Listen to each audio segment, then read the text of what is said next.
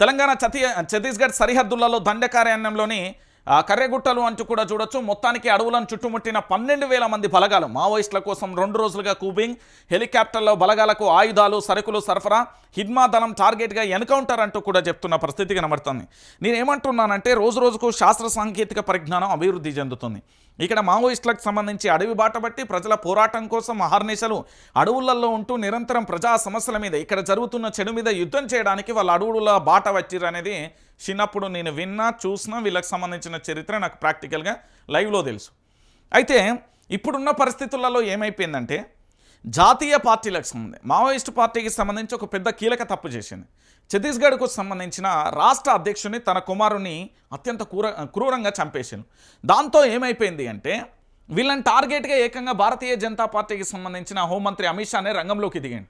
ఇక్కడ మొదటి తప్పిదం అది జరిగింది. ఇక రెండోది ఏంటి అంటే ఇప్పుడున్న శాస్త్ర సాంకేతిక పరిజ్ఞానం అభివృద్ధి చెందడంతో అడవులన్నీ రోజు రోజుకు తరిస్తున్న ఏంటంటే పూర్తి స్థాయిలో అడవులన్నీ కనుమరుగైపోతున్నాయి. గుట్టలన్నీ కూడా చదును చేస్తున్న మైనింగ్ మాఫియా వచ్చింది. రకరకాలుగా గ్రానైట్కు సంబంధించి ఉదాహరణకు మీకు మణిపూర్ అల్లర్లకు సంబంధించి ఏ విధంగా జరిగిందో ఇప్పుడు మావోయిస్టుల మీద జరగడానికి కారణం ఏంటంటే అక్కడ చాలా విలువైన బాక్సైట్ నిక్షేపాలు ఉన్నాయి. ఆ నిక్షేపాల కోసం అనేక రకాలుగా కూడా ఇక్కడ మావోయిస్టులు ఏంది అంటే దాన్ని రక్షించే పనిలో ఉన్నారు.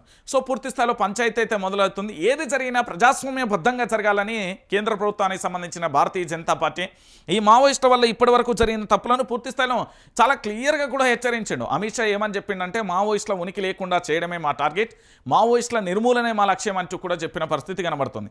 అయితే ఇక్కడ 2 సమస్యలు ఏర్పడినాయి. నిజమైన మావోయిస్టులేమో ప్రజల కోసం పోరాటం చేస్తారు. కొంతమంది నకిలీ మావోయిస్టులు చెప్పి ప్రజల నుంచి పైసలు వసూలు చేసే కొంతమంది ఉండే ఆ పేడు వల్ల నిజమైన వాళ్ళకు దెబ్బపడ్డది, ఉనికి అక్కడ ఏర్పడ్డది.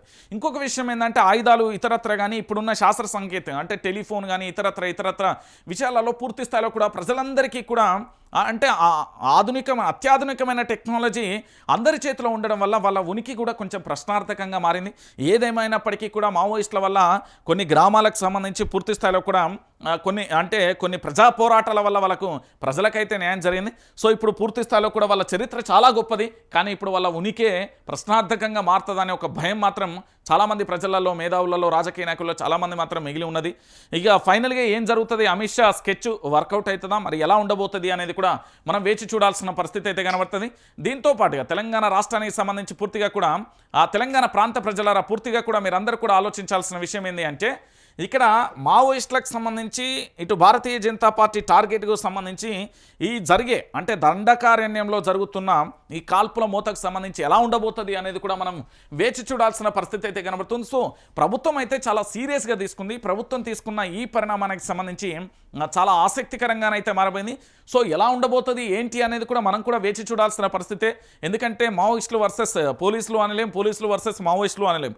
ఎందుకంటే ఇద్దరు గతంలో ఏంది అంటే కొన్ని సంవత్సరాల క్రితం పూర్తి స్థాయిలో కూడా పల్లెల బాగు కోసం వాళ్ళు చూసిళ్ళు, ఇప్పుడేమో ప్రజల రక్షణ కోసం వీళ్ళు చూస్తున్న పరిస్థితి కనబడుతుంది. సో ఫైనల్గా ఏం జరుగుతుందో మనం కూడా వేచి చూద్దాం.